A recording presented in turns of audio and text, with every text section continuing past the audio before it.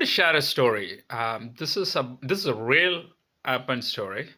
I'm going to title the story as "How Far Our Hearts Are." Right. This is a really happened story. So this happened. Really, husband and wife and their daughter went to church.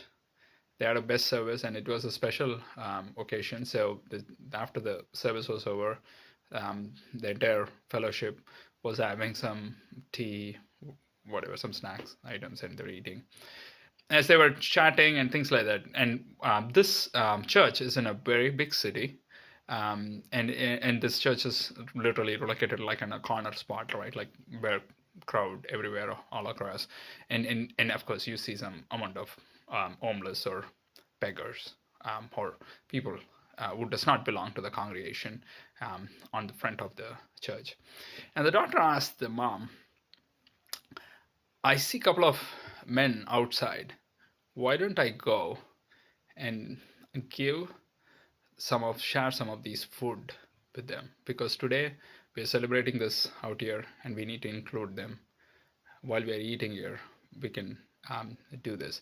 And the thought process, she does not even want to invite that person into the church. It's simply because the church, the congregation is well dressed, whatnot, right? Like the status, the respect, the glory was not there. So at least she was like, wants to do that. The answer from the mom was no, because like our congregation is of a certain standard and we should not be doing that. And, and when I heard this, then I thought to myself, what was the dad was doing?